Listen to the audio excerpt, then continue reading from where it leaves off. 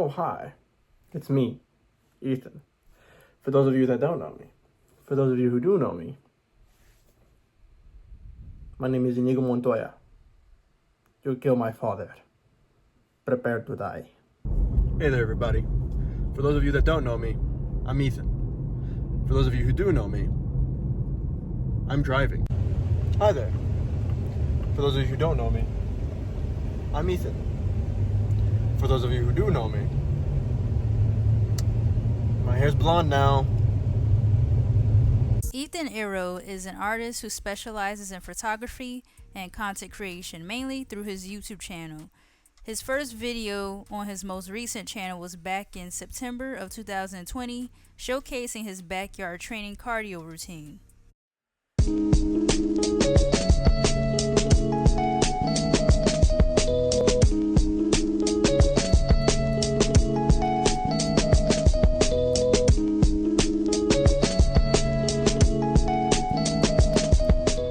And also during this time, Ethan would continue to share more of his health and fitness videos, including showing his workouts and giving fitness tips and tricks.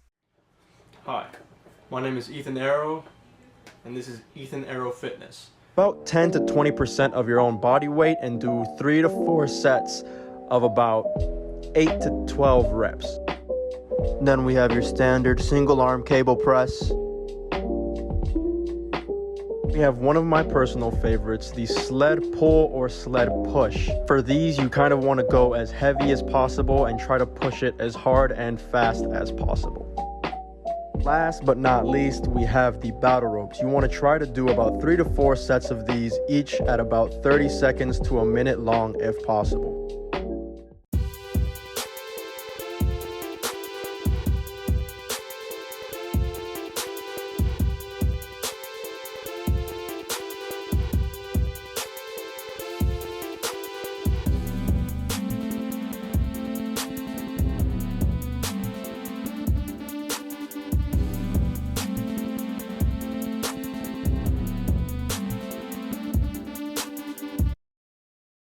Later on, Ethan started to switch up some of his content with a variety of different topics such as politics, modern society, movies, and even music reviews.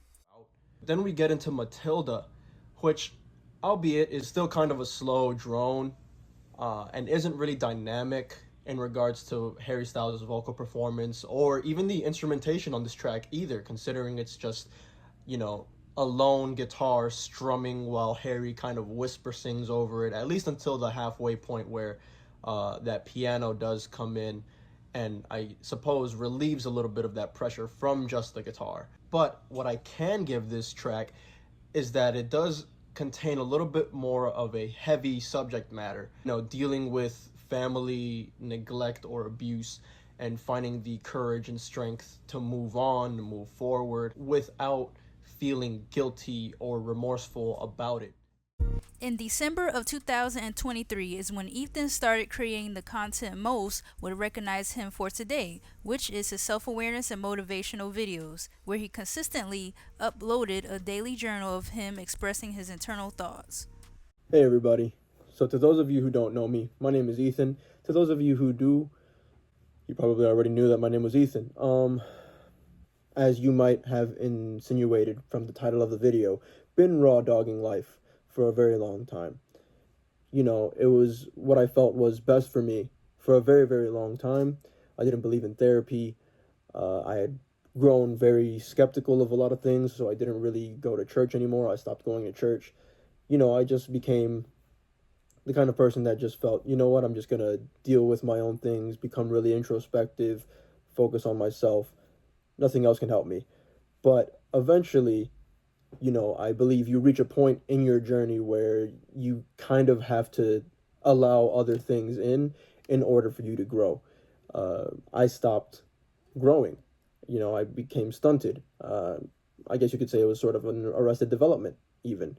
Shout out to the show. With that being said, stay tuned to learn more about Ethan Ero, where in this conversation we explore his artistic journey and his passion for content creation. Alright, Ethan, let's jump out of here. Yahoo!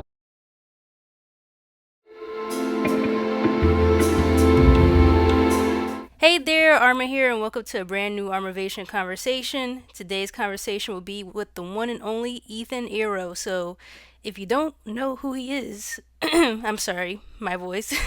If you don't know who he is, then that's what he's here for today. He's going to be sharing more about his journey. And yeah, we're going to get into talking about, different forms of art. So yeah, so big welcome. Thanks Ethan for taking the time to be here for this conversation. I truly appreciate it. Oh, thank you. Thank you for having me. All right. So I always ask my guests this, but just from human being to human being, how are you doing? Like what's been the best thing that's happened to you so far this year? Like what's going on? Hmm. Wow. Best thing, feeling wise, I'd say I'm at a neutral. I'm not doing incredibly well. I'm not doing terrible either. I'm alive, Mhm. you know. Gotta thank God for that.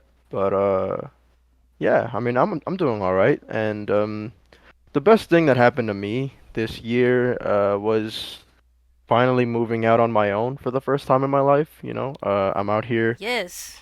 living on my own. It's Let's kind of go. wild, but yeah. Wow, that's a big step because in today's economy, that's not always the easiest move to do. But No, no, it's not. it's not.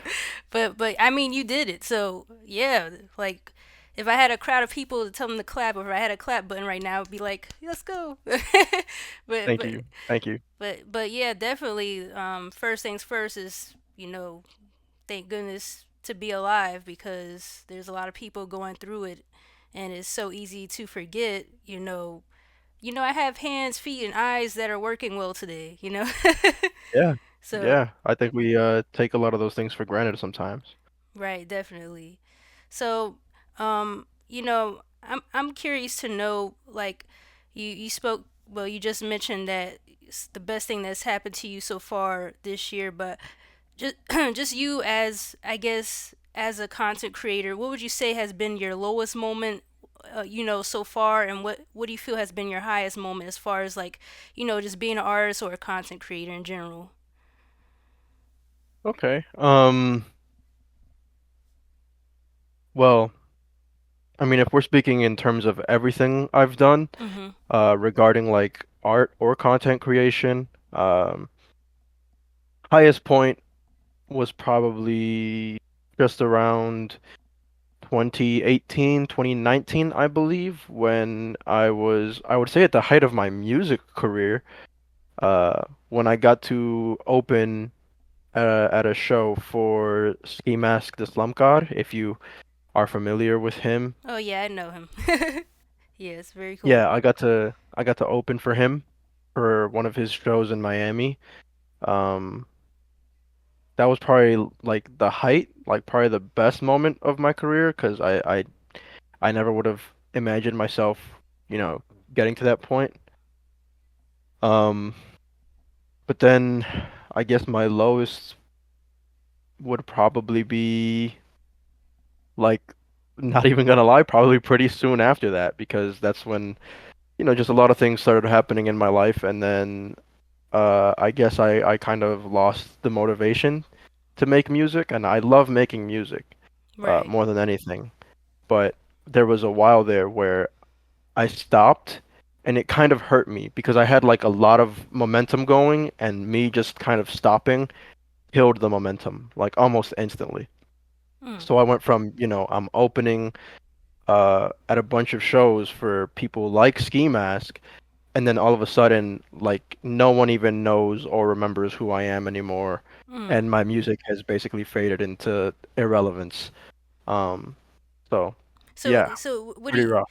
what do you feel like how like what Hmm. contributed to that drop? Like what would you feel it was more of your decisions, your actions, or maybe the people or your environment around you? I'd say it was a pretty equal split between the combination of both. Okay. It's hard to put the blame on just the environment or the people that you're with, especially Mhm. when you have to acknowledge the fact that your response to them is completely within your own control, you know, because you Right. can be in a negative environment or around negative people, but how you respond to those things, to your environment, to those people around you, Mhm. is 100% up to you. Right. And so it's hard for me to blame the people I was around and my environment without at least also acknowledging that it was my fault as well for allowing them to affect me that way. Right. And and Um, I don't mind if I mean if you don't mind speaking about more so like what, because everybody who's in the hip hop community when most likely kind of know Ski Mask and and his relationship with X and other artists mm, and stuff like that. But for you, like with the artist, meeting an artist like that, that caliber, he's mainstream, he's out there, he's doing different festival events and shows. What was that like for you? As a maybe a newer artist, trying to make it out and interacting with him or doing business, with his team to open for him. What was like that like? What was that mindset? um, I mean, for me, it's kind of, it's very conflicting. Mhm. Um, because for me, I was young, I was new, um, and obviously very, very hungry. I really just wanted to get in there. I wanted to get out of my current situation at the time. I wanted to start doing what I loved, which was making music, and I wanted to be able to do it full time. So Right. to me, I wouldn't have stopped at anything at that point, at least. I would have put up with anything. Mhm. Um, but that's why it's a little bit conflicting because not to speak ill of anyone that's a part of Ski Mask's camp, but Mhm. I'll just say that like it was less than desirable Mhm. dealing with that crowd. There Right. were some very like shady interactions and definitely some interactions that resulted in some less than positive Mhm. feelings Right. towards each other. Um, you know, I still have incredible respect for Ski Mask and everything Mhm. he's doing. He's a cool guy. He's great. Right. Nothing against him, but Mhm. just the people he was around at that time, Mhm. um, a little rough to put it nicely. Right. So Yeah. Cause I was just gonna say, with this live streaming wave, I've seen Ski Mask being featured in some live stream. Like he's a pretty cool guy. So I mean, yeah. I figured just based off his vibe, he seems pretty cool and chill. And I think Oh yeah.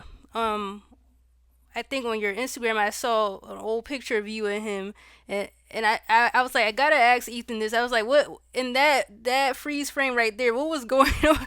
Like, were you just chilling or just vibing there, or just like, Yeah, yeah. So the funny thing about that is that was, I think, the second time that I was with hanging out with him, uh, with my friends and his friends, and yeah, we were just chilling. It was kind of a coincidence because we had met before that, and it's like a really weird scenario because of where we were at that point in time. I was living in Broward, and as you know, X and Ski are both from right? Broward.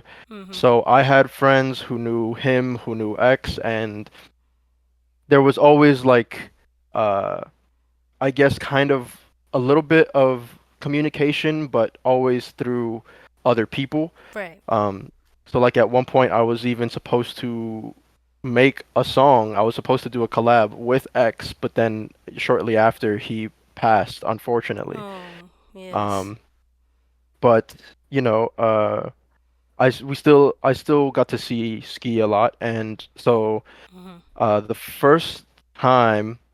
Actually, the first two times that I met with Ski in person were actually kind of just accidents or coincidences.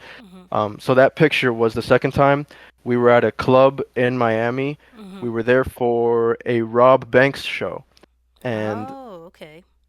yeah, and Ski was just there and he decided to come hang with my friends and I, and we just sat and talked and Mhm. laughed. And I'm not sure if he even remembers that night because he was very clearly high as hell. Like I don't want to put his business out there, but he was out of it. Yeah. Um, I can but yeah, imagine very with the he's a very cool guy. vibes going on and everything. Yeah, that happens. but but Yeah. but I mean, at the end of the day, even though things didn't go 100% the way you might have thought they, or could have wished they would have went, but at least I guess you learned something from it though, and I mean, at the end of the day, that's a memory you'll have forever. Regardless Mm. of what happened. So it's good to hear your side of the story of that. But yeah, so thanks for sharing that. So I Yeah, of want course. I want to transition more into you when with your like YouTube channel and everything like that. So I want to get more into when you first hit that publish button, that first video, right? Creating your own social media content. What was the Mm. whole process behind that? What were there nerves? Or was it more of just I'ma just be me. I don't care how others may reject it.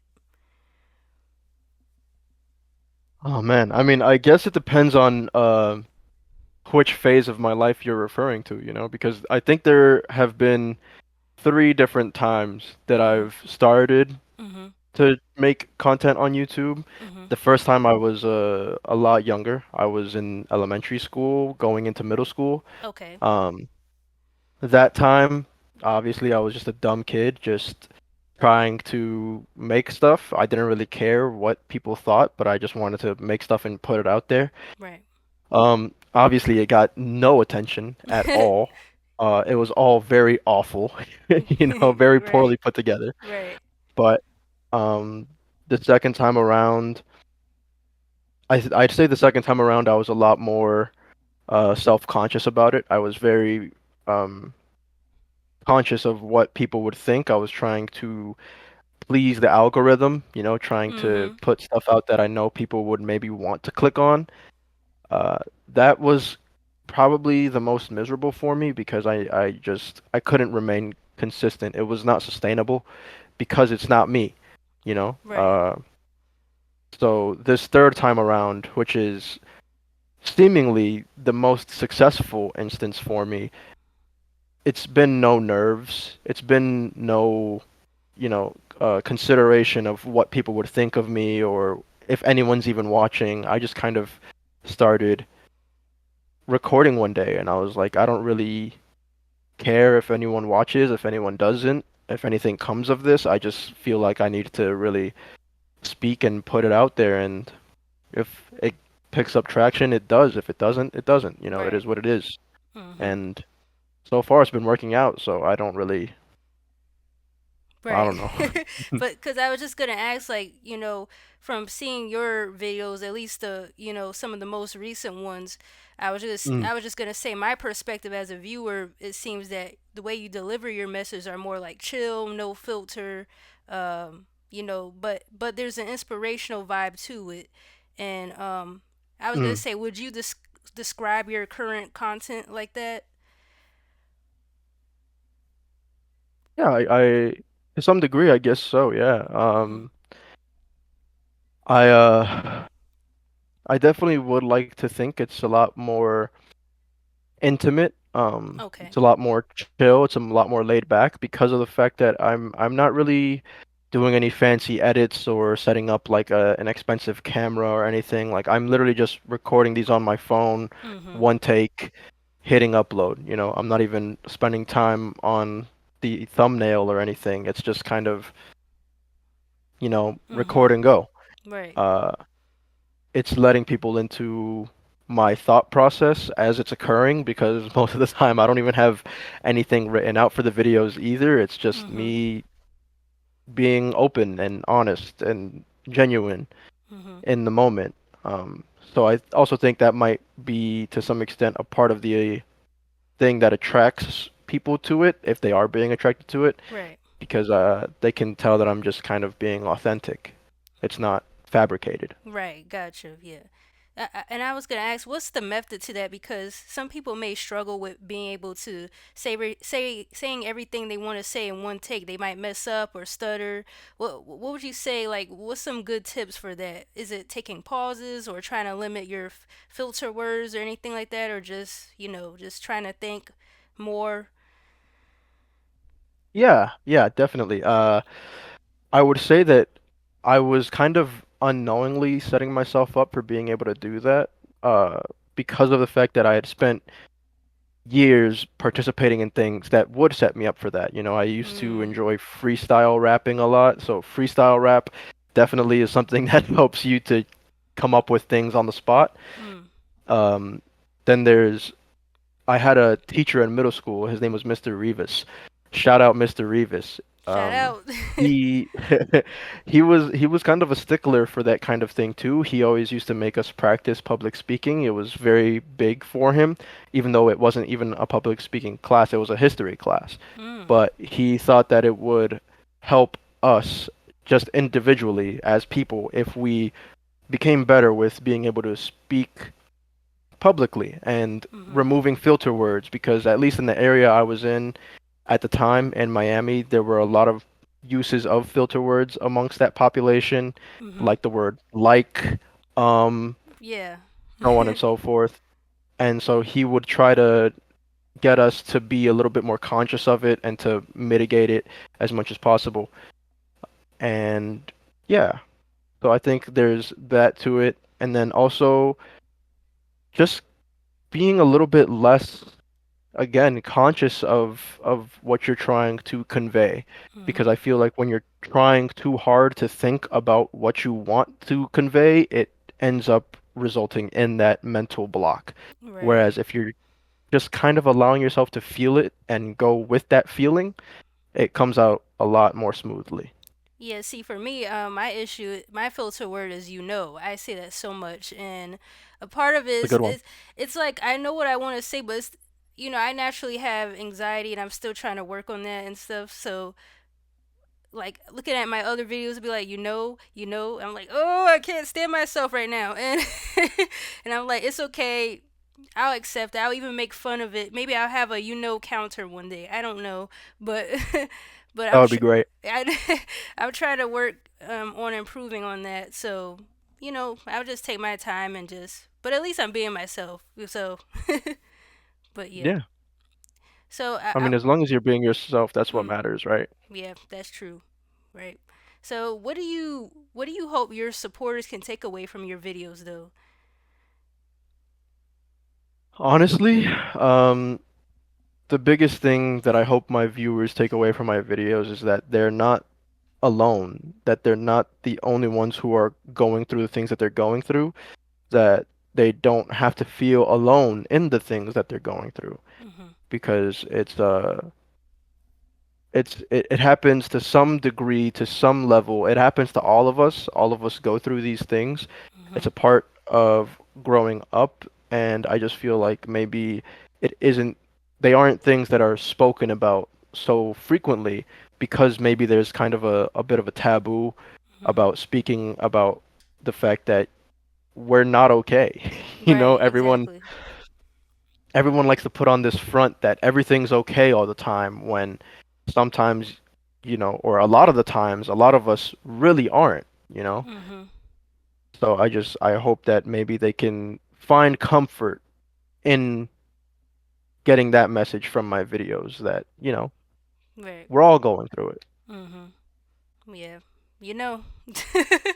Yeah. So I I want to talk about one of your videos. I believe it's called "No Thoughts, Empty Head No Empty." thoughts had empty. Yeah, yeah, Yeah. yeah.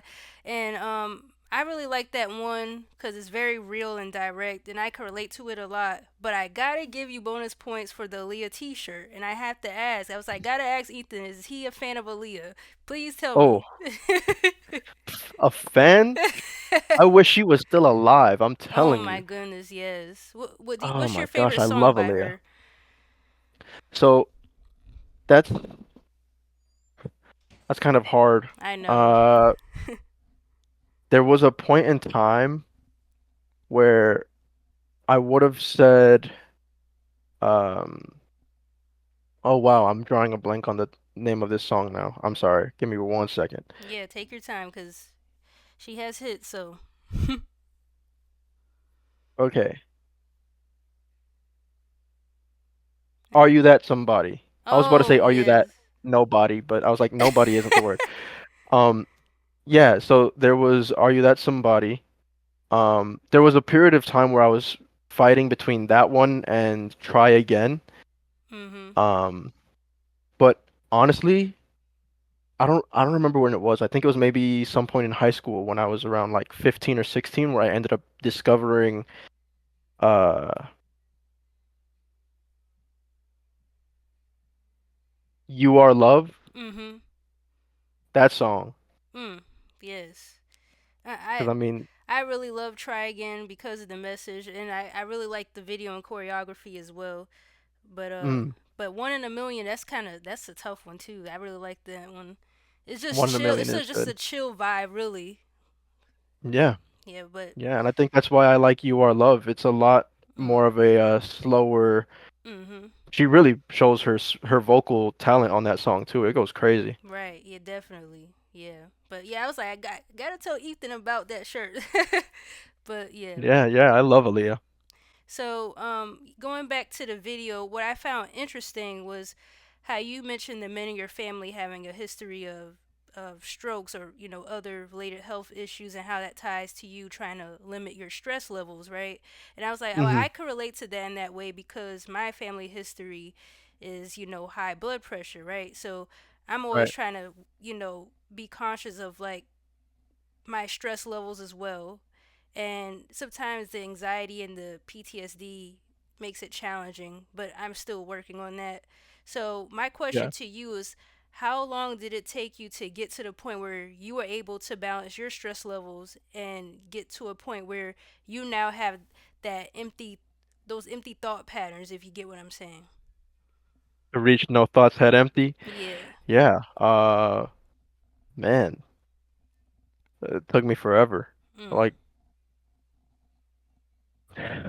genuinely, it probably took me my entire life up until this point. Mhm. I've I've been I've been very stressed out for a very long time. Anyone you talk to that's known me in the past will tell you the same thing. I had gray hairs by the time I was like 14. Wow. Um, Yeah. yeah, it's been rough, but It's not I'd because of say the it's video only games, is it? oh no, no. I Okay. wish Yeah. I don't play video games like that. I Right. wish it was just because of video games. It would be so easy. I Yeah, just yeah, stop yeah. playing video games. Yeah. No, it's been rough, but I'd say Mhm. it's been pretty recent, honestly. It was probably just this year that I reached that point. Mhm. So, it's Wow. it's pretty fresh. I'm hoping I can just hold on to it and keep it going for the Mhm. rest of my life, because that's what's gonna matter more. Yeah, and it's not easy because another person I was talking to I was talking to Shahab about this in our conversation about how the world is moving so fast, and like Hmm. everybody wants something now, and it's like our attention span is going It's all over shot. the place, and Yeah. we're able to receive different news articles and different things, and we're hearing bad news and good news just thrown at us all the time rapidly, and it's like do we even process it or digest this enough to even be able to move on in a healthy manner, and I feel like that contributes to the stress and the levels of mental health issues going on today. What's your thoughts on that? I can agree. Again, anyone you speak to who's known me in the past will tell you Mhm. I wouldn't say I hate social media, but Mhm. there is a bit of resentment towards social media for me. Mhm. And it's always kind of been there for that very reason. I feel as though it allows us to have too much of access to the world. I feel like as humans, our brains are only meant to handle so much. Mhm. And so being open and having access to so much of everything all of the time becomes overwhelming. It can become overbearing to Yeah. the point where we can't process all of it, and we just end up to one extreme or another. We end up kind of breaking down, and Right. it's not sustainable. So I think that to a certain extent, in order for us to find that balance in mental health, we need to also find a balance in how much time we're spending putting ourselves into these spaces that give us all of this information all of the time, all at once. Yeah. And also just because look at the people from before our generation, from before the 90s. Right. Not saying they were, better off mentally, but it seems as though the world was a little bit more in control when Mhm. people didn't have access to everything all of the time. Right, exactly. And I'm thinking of it like, man, life seems so much easier compared to where it is now. It's like, people were just glad to graduate, get an education, get their first car, meet Yeah, meet the first person that's their love interest and just hang out, yeah, friends, go to the arcade, whatever. 100%. And you know what? That's another point I think that a lot of people maybe don't address is relationships. Mhm. Relationships were a lot easier too because you didn't have, no offense, you didn't have all these shirtless men or these Mhm. women in bikinis or in tights Mhm. on Instagram 24/7 being flaunted in front of you. Right.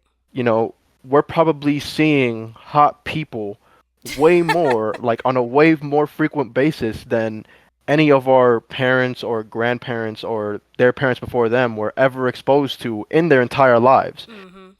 It was you would walk around, you'd see the one person you thought was cute. Mhm. Dang, I want to spend the rest of my life with that person. Because Right. you probably weren't gonna run into another cute person again for like Right. at least a few years. Exactly. And I think that's And now the you scary just, part. I think that's the mm, scary part that people could just in a tap just go online and see thousands and thousands, hundreds and thousands of people all over the world showing the best parts of their lives, and it's like this is crazy. mm-hmm. And Yeah, I it's mean, daunting. and then you could go so much, you could talk so much more about it when you get into like live stream culture and all that, but live Oh streaming yeah. is a whole nother thing now. The stream culture is, whew, it's taking a turn.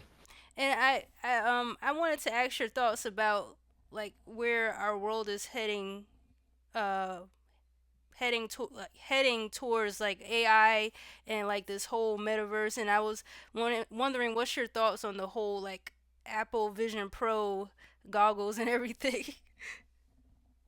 Hon honestly, I don't even know. I mean, it's cool. Mhm. It's definitely cool. I can give it that, but it's conflicting Mhm. because on one hand it's cool. It's really cool when you see how far technology has come and what we're able to do with like the Apple Vision Pro where you can have access to these things while you're going around in the real world. But to a certain extent, it just kind of looks stupid too. Yeah, So, you're like on public transportation, and then you're like, who's poking me? You turn around, it's like, oh, he's just typing. yeah, with Yeah. these big goggles on his face. Yeah. But and even that movie, Ready Player One, I started thinking about that Mm, too. mm. Yeah, Mhm. Yep. that's valid. Yep. So And I don't know, I think yeah. it would be just a little bit dystopian if we eventually reached a point where everyone is just walking around with just, you Yeah. know?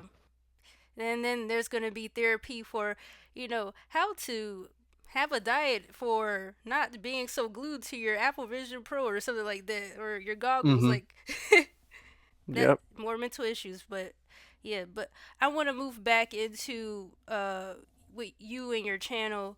I just wanted to ask if there was, out of all the videos, your current videos you have done, which is one video, if you had to hold dearly to yourself, that you'd be like, like this is the holy grail of all the videos I did. Which video would it be for you?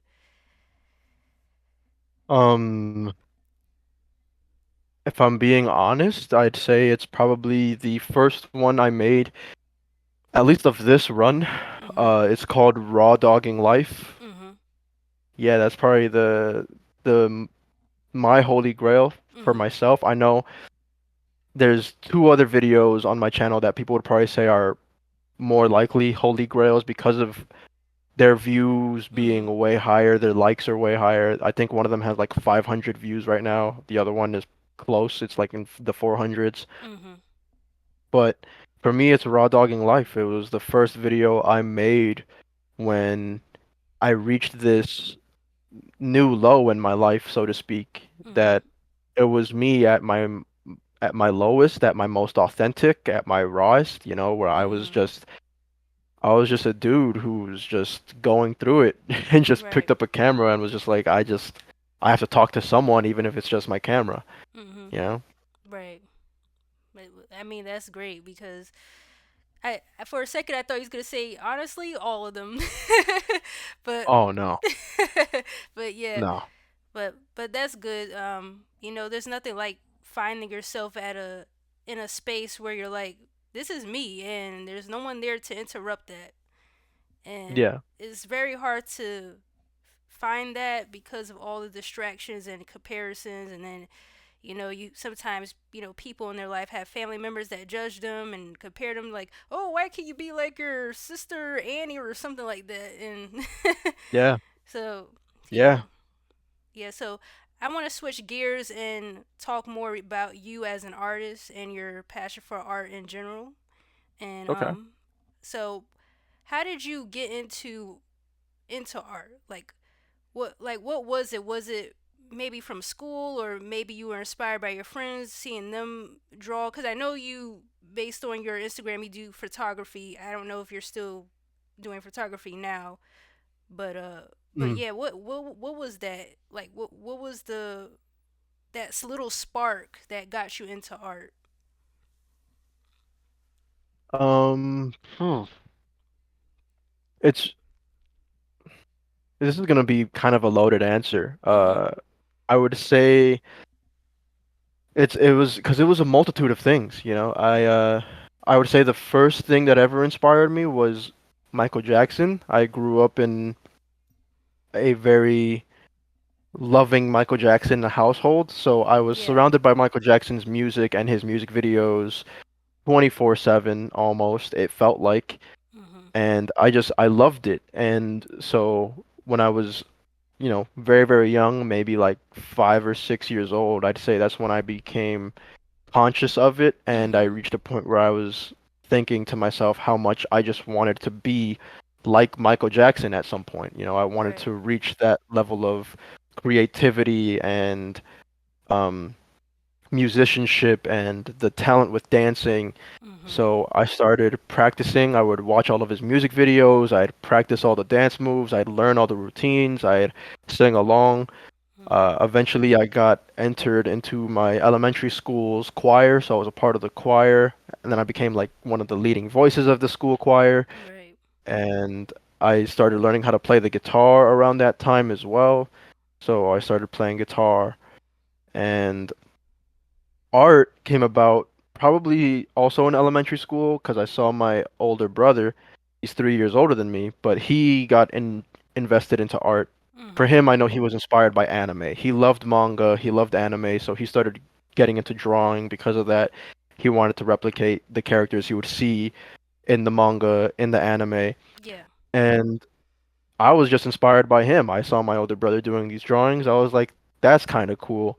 Let me do that too. So that's where I started drawing, but eventually I started getting more into the more, I guess you could say, still life aspect of that form of fine art, where I, Mhm.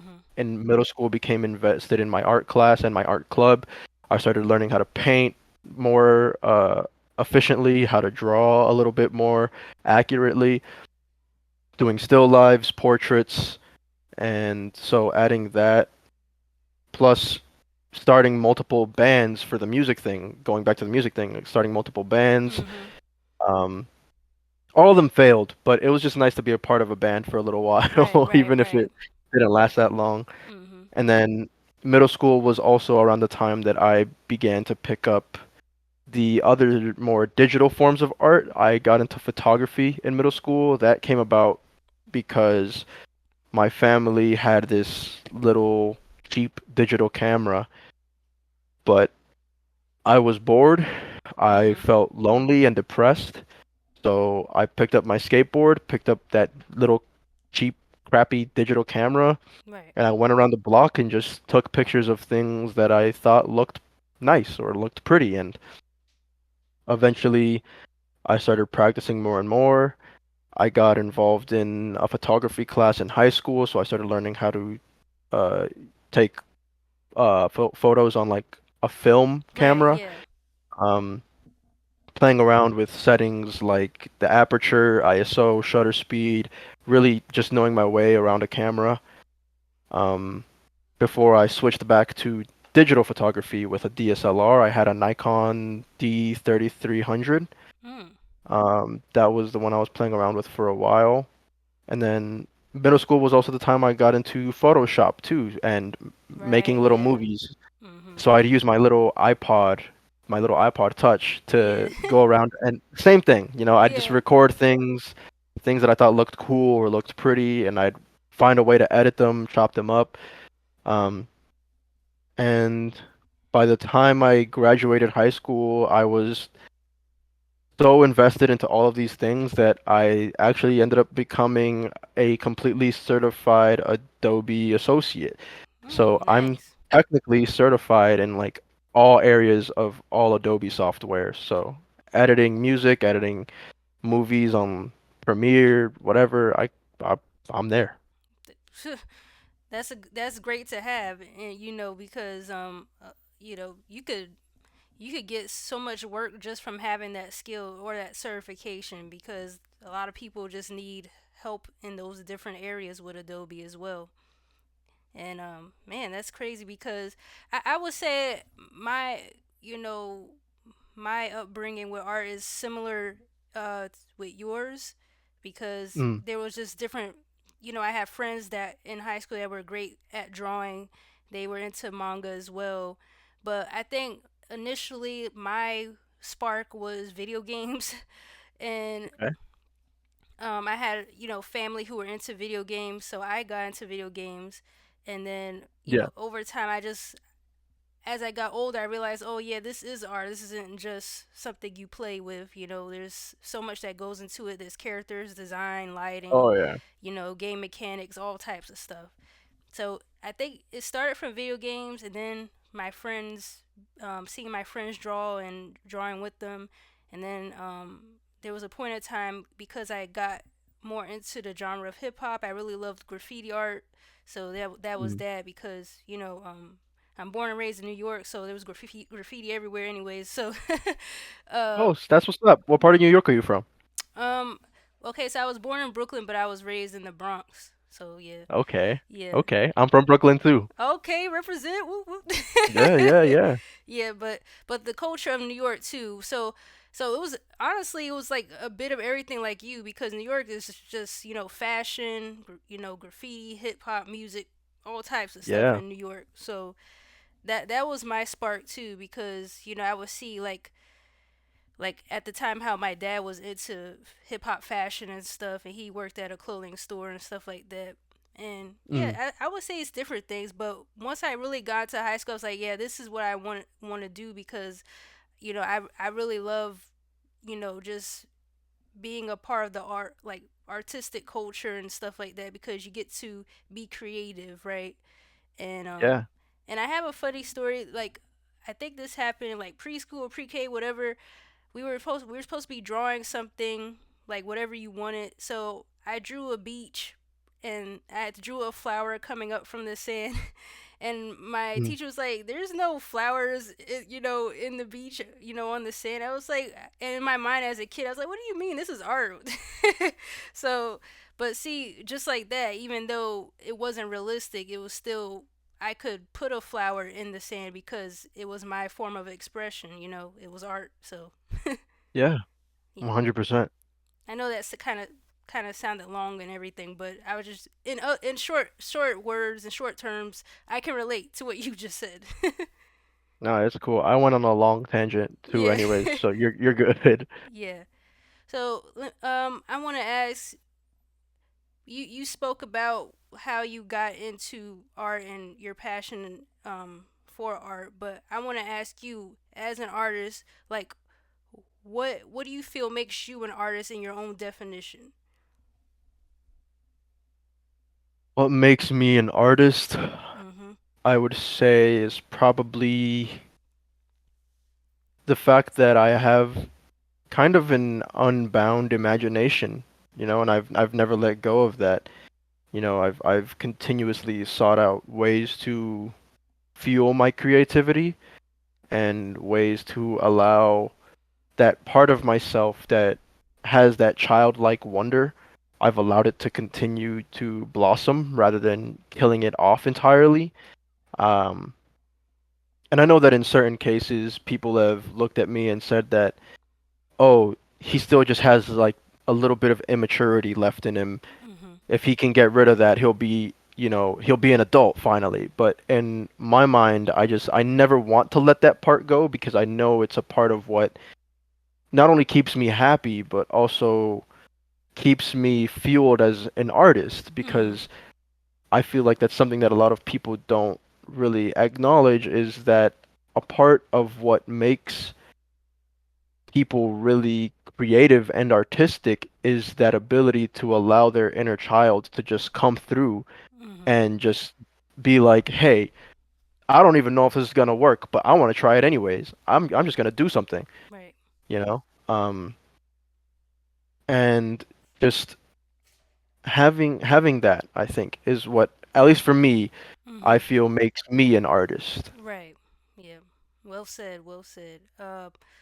So, I want to get into you more of you as a photographer, that side of you as an artist. Mm. What is the mindset? What do you think is the mindset behind a photographer? Like, what's the relationship between you and the images you take? Because as a viewer, we just see like, oh, this looks pretty, this looks nice, this looks has nice lighting. But like for you as a photographer, what is that? I'd say it's being able to find the art out of the things that are occurring naturally around you. I'd say the vision of the photographer is being able to evoke an emotion that maybe you feel when you see something, but through a visual medium that doesn't necessarily contain any words. It's the thought process of how can I capture this moment in a way that will show people how I'm feeling about Mhm. this moment. Mhm. And I think that's probably the biggest aspect of photography Mhm. as an art form, Okay. as well as, then you bring in the other more technical aspects of it, like the rule of thirds, Mhm. that kind of stuff, composition. But Mhm. at the very base of it, I think it's just that factor of conveying that feeling.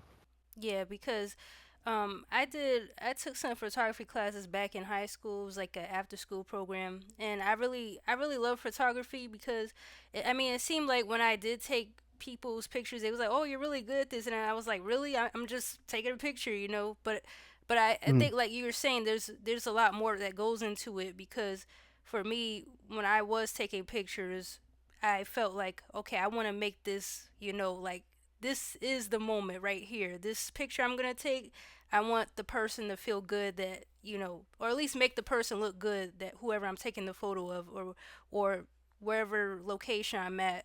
But yeah, and speaking of that, today I took a photo of like it was like in the middle, like how when it rains and then it stops and there's like this rainbow that occurs, and yeah, so I took a photo of that today, but it wasn't anything serious. It was just mm, something nice to see. But yeah. So yeah. if you don't mind, I want to analyze some of the photos that you have on your Instagram page. I really like, Okay. so I want to talk about. There's this photo. Let me know if you don't know which one I'm talking about, but it's a photo of like three people behind this bike. Okay. Yeah, Yeah. and I like the slight warmth color to this image. And when I view it, Mhm. for me as a viewer, I see the bike as a representation of like unity and happiness. Just Mm. good fun times when you hang out with your friends. And it seems like the people behind there, they're just having a chill time. And Mhm. but what was your vision behind creating this photo, though? So that's a really good one. That's a part of a series I was doing. Mhm. At the time, I was working with um a photographer from the Miami Herald, I believe. His name is Carl Just. He's a Haitian photographer. Okay. He's pretty prestigious. He actually got that series of photos for me.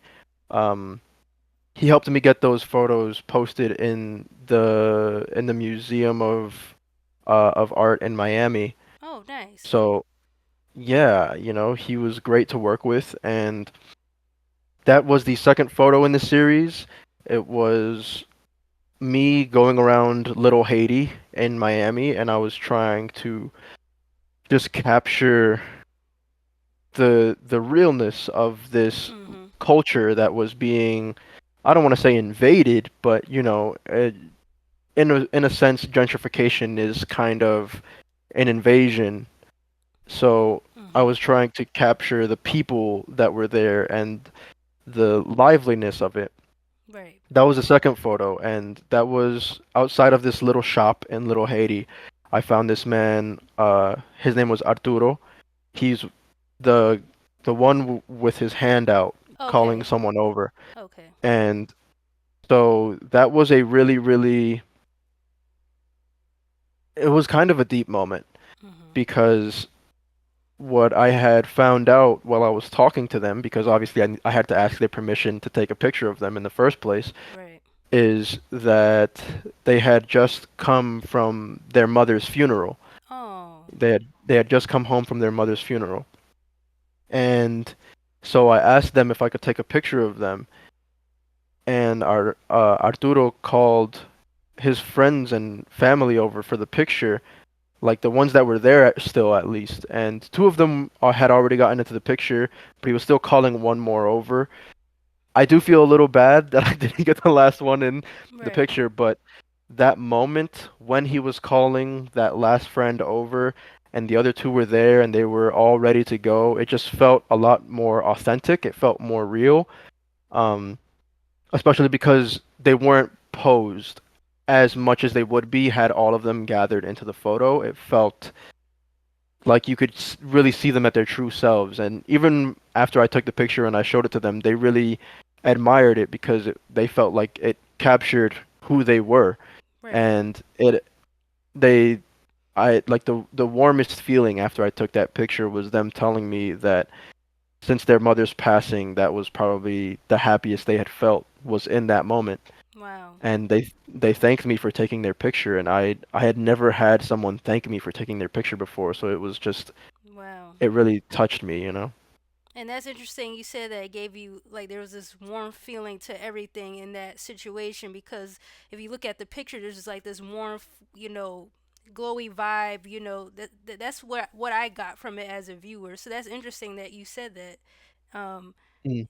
and that was the first thing also too when I saw the image. I was like, this reminds me of like culture. For me, me being a African American person, Hmm. just the vibe and culture, living in or having experience living in like low income neighborhoods and just the community. You see certain things that you grow up Yeah, around, and so that's what I could relate to there with that photo. So yeah. yeah. Now I'm glad this, you liked it. huh? I'm sorry. No, I said I'm glad you liked it. Oh Yeah. yeah.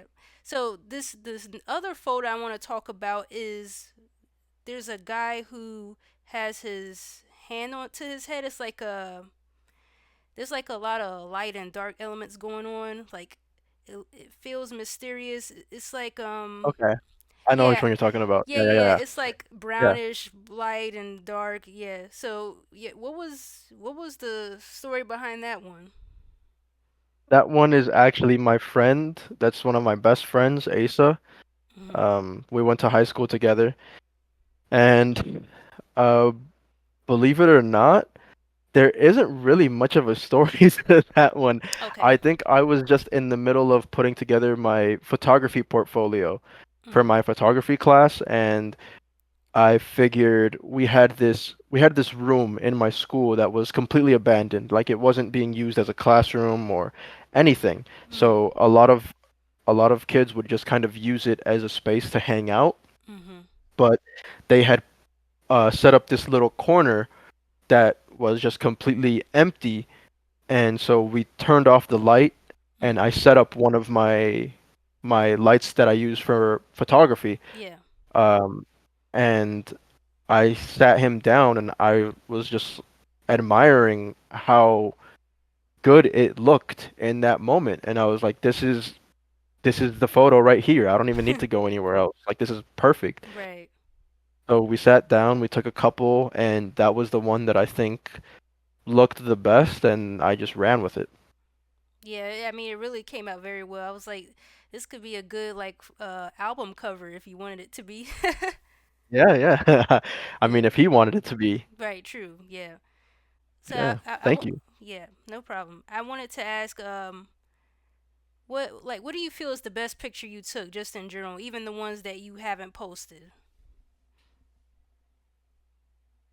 I mean, honestly, the one you just mentioned is probably the best one in my eyes. Mhm. At least from a standpoint of just how the photo looks. Like, I really Mhm. like the way that that one just looks. Mhm. But if we're speaking in terms of emotional content, of emotional value, Mhm. then I would definitely, again, say probably that one that you spoke about the first time with Mhm. Arturo and his family around the bike, Right. because there's so much that goes into that one emotionally. So, And it's interesting with just those two photos. You can develop different emotions from it and feel a different way about each one. And mm, then when you ask the photographer like what's the vision or story behind it, and then you gain a new perspective. You're like, oh, okay, well, now I know more about this photo, so I view it even more differently. So it's just really interesting with the whole yeah. creation behind all of that. So let me ask you, have you had any moments where like you got the perfect shot, but then later on you kind of don't admire the picture as much?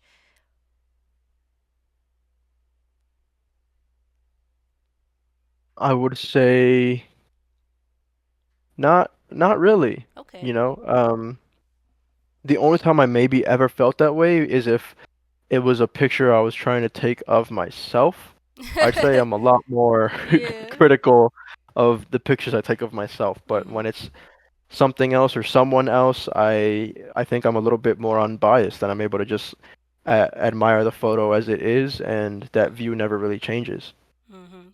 What are some pictures you wouldn't want to take? Like, is there anything specific like you feel like, oh no, I will not take any pictures of that?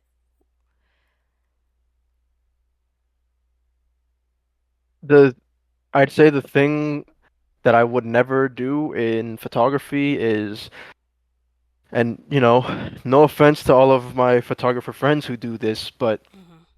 this new photographer trend Mhm. that's going around where people are like, "Oh, I'm a photographer," and then their whole portfolio is just half naked or naked women, Mhm. like on a beach or on top of a car or something, and it's just like I can tell that like you're just doing this so that Mhm. it'll get attention. Right. I'm not really a fan of that. I mean, if Okay. that's your prerogative, do you, but I Mhm. I will never do that. Right. Yeah. So let me ask you, how many like ha- is there any pieces of art or photography that you're inspired by, or is there any photographers or other artists that you're inspired by? Like, any works have you seen that you're like, man, this is amazing? So honestly, nothing contemporary. Okay. Um, yeah, anything on in the more modern or contemporary sense, not necessarily. I'd say Mhm. I'm more inspired by things that are way older. Okay. Uh, like there's this one painting by Edward Hopper, Mhm. which is the I forget the name of the painting, but it's something about sitting in a cafe Mhm. and or sitting in a diner. And the feeling in that painting is a feeling that I have just always wanted to try to capture in my own way. Mhm. It's just such a nice painting. Um, Aside from that, I'd say also Caravaggio, Okay. the Renaissance Italian painter. Anything that he's made, honestly, it just speaks to me on Mhm. such a deep level that I would say he's probably been another one of my biggest inspirations, whether in photography or art or even music. If I Mhm. could find a way to translate that visual medium into an auditory medium, I feel like that would be incredible too, to Right. try to convey that feeling or that essence of his work. Right. Yeah. Okay. What are your thoughts about like there's all different types of photography or like different photographers, right? What are your thoughts on about like I know this might be like an odd question, but what are your thoughts on like like serious photography where it maybe it's for like a tragic event that went on. Like for example, I don't know if you have seen. And I hope this is not too sensitive, but I don't know if you've seen the like 9/11 photographs of like when the people were like from the building and everything like that. Mhm. Do things like that um grab your attention or not too much?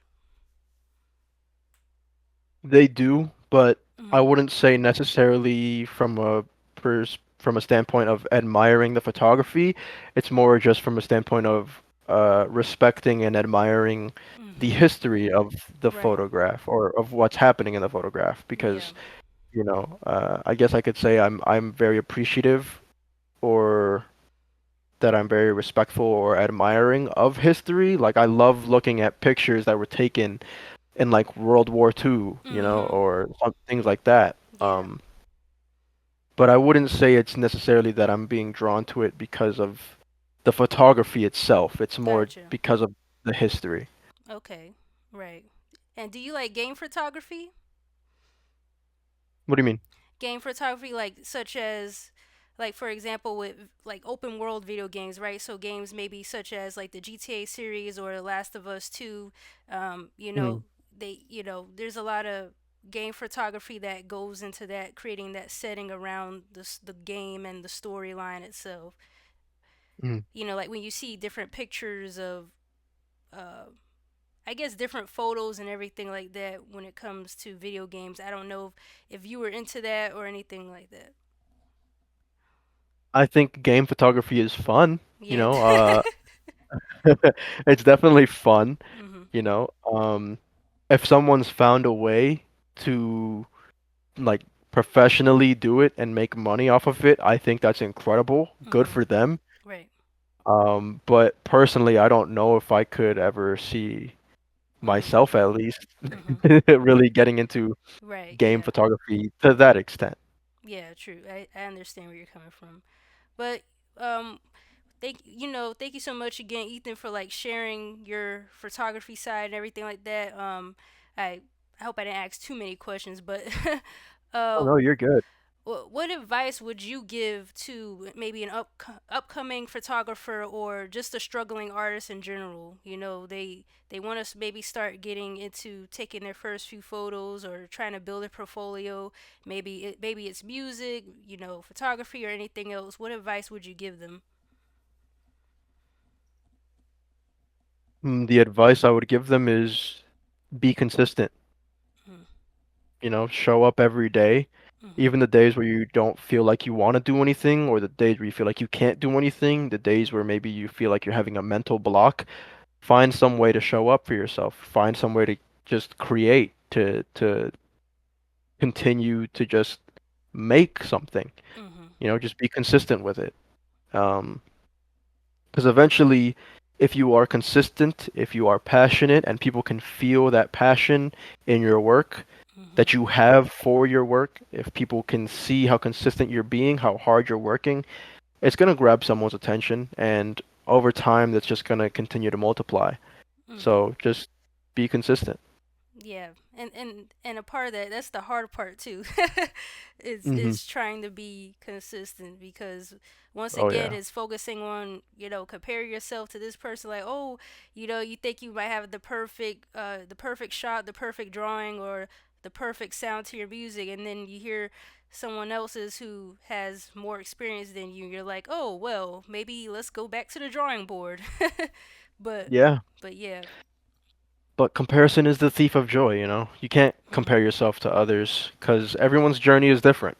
Mhm. Everyone's journey is going to look different. You might not be successful till you're 40, but that's not the part that matters. What's important is that you made it, you know? Right, It's right. not when you made it, it's just that you made it. Right, right. Not focusing too much on the age and time and so much as that, just enjoying the journey. Yeah. Exactly. Yeah. So before we close out here, Ethan, just got two more questions for you. So this one might be a little deep question, but if you could give the world a new goal to work on for 2024, what would it be? Being kinder, Mm. I think being more empathetic Mhm. because from my experience, it seems that a lot of people tend to resort to feelings of negativity towards one another fairly quickly without ever really taking a moment to try to at least understand why others are being the way that they are, you know? Right.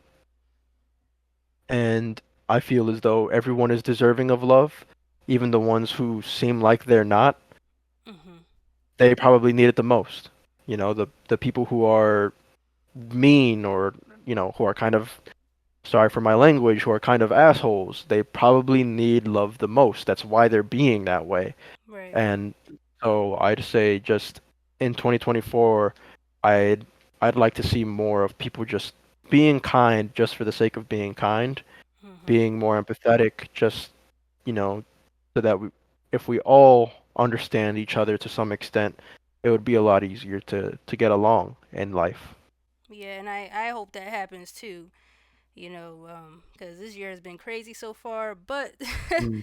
there It there's has. there is a lot of potential. We still have a lot of months left, so I guess we'll have to see and wait. Time will tell. Oh yeah. And lastly, Ethan, what is next for you? Anything exciting coming up for you this year, or anything you're working on that you're hoping to accomplish? I'm still putting out YouTube videos every single day on Mhm. my channel. I have my podcast that I'm working on with, you know, our mutual friend. Mhm. Those are going to be coming out soon. I think we're trying to put them out every Sunday or every other Sunday. So Okay. those should be coming out soon. This podcast, which I'm excited to Let's see when it go. comes out. And then at some point in the near future, I'm probably gonna try to start getting back into making music more consistently as well. I know I just recently put out a couple of songs, but that was actually a few months ago. I can't even say recently. Okay. So Awesome. I'm gonna try to start putting more music out more consistently, as Yes. we just spoke about, being more consistent. Consistency. Yeah, Right. yeah, consistency. So, Ethan, I want to thank you so much again for taking the time to share your voice and your story, your journey so far. And, I really hope to see you do more great things because you are well rounded as far as an artist and a creator. So, it's going to be really interesting to see where you go with your journey. And, so Thank yeah. you. So, thanks to anyone who's tuned in and listened, or, well, you see Ethan's face right now, but make sure to check out Ethan Ero's channel. I'll put it down in the description. I put all his links and everything. And yeah, I'll get those from him. So if you want to learn more about him, his thoughts on different mental health and self-awareness topics, or if you just want to chill out and listen to someone who gives, you know, their perspective on on different things, be sure to check out his content. Yeah. Thank you. Thank So you. so guys, I'll see you in the next conversation. Hope you have a great day and take care. Peace.